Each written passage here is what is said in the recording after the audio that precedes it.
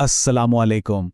कभी सोचा है कि कुरान सिर्फ एक किताब नहीं बल्कि एक शानदार, एक अजीम और शान इमारत की तरह है। एक ऐसा डिज़ाइन जो खुदाई फ़न तामीर का शाहकार हो।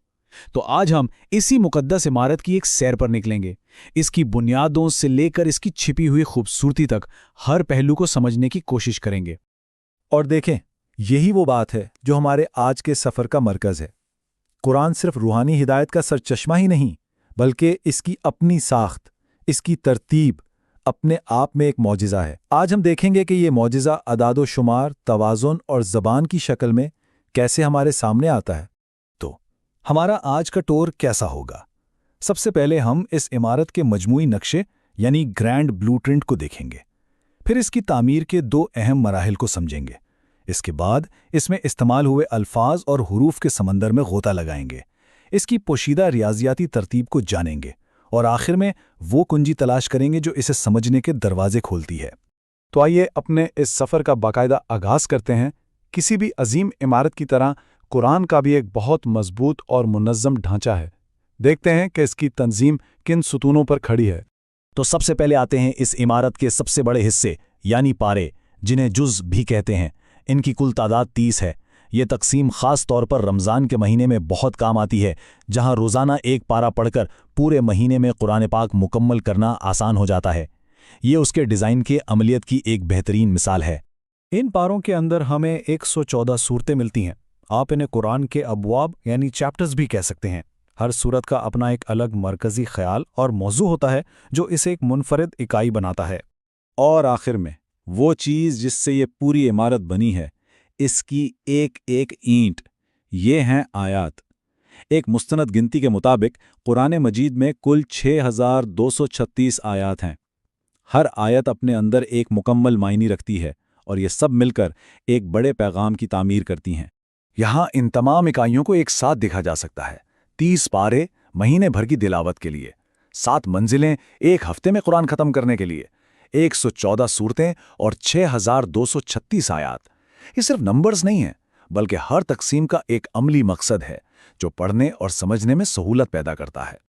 अच्छा, अब ये तो हो गया इसका ढांचा, लेकिन ये इमारत बनी कब और कैसे?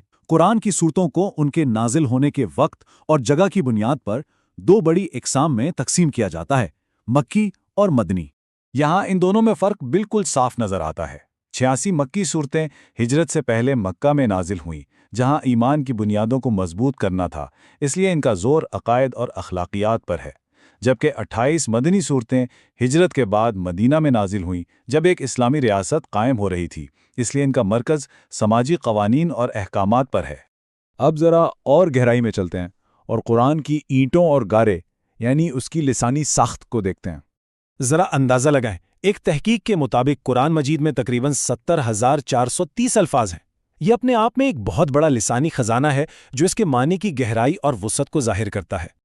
और अगर हम इससे भी बारीक बीनी से देखें तो हुरूफ की कुल तादाद तो 3,22,000 से भी ज्यादा है।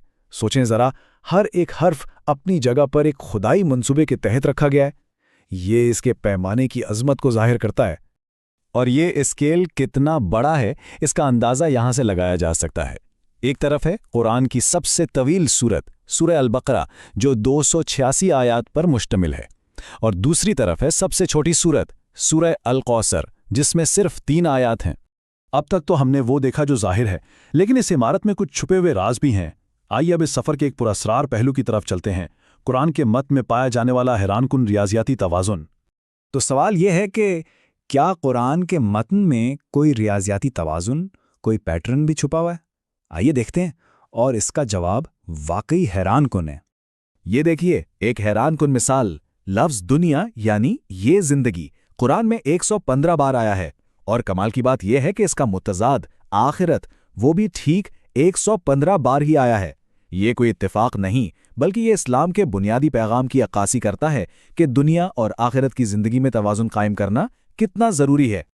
और एक और बहुत ही दिलचस्प अदद, अल्लाह का नाम।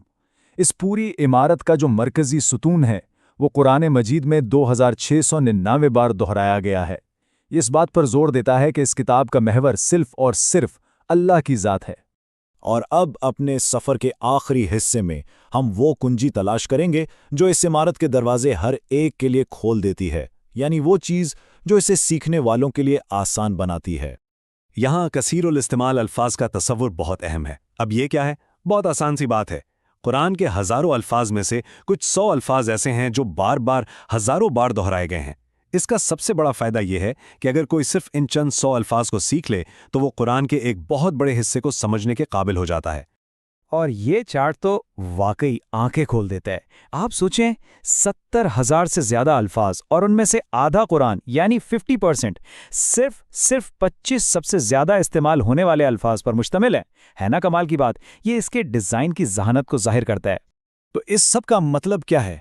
سیدھا اور صاف مطلب یہ ہے کہ قرآن مجید کو سیکھنا اتنا بھی مشکل نہیں جتنا لوگ سمجھتے ہیں۔ اس کی ساخت کو ذہانت سے اس طرح بنایا گیا ہے کہ سمجھنے اور سیکھنے میں آسانی ہو۔ تو ہم اپنی بات یہاں اس سوچ انگیز سوال پر ختم کرتے ہیں کہ اگر اس کا ظاہری ڈھانچہ، اس کی بناوٹ اتنی مسموع، اتنی متوازن ہے، تو ذرا سوچئے اس کے اندر جو معنی کا سمندر ہے، اس میں کیسے کیسے عجائبات اور حکمتیں پوشیدہ ہوں گی۔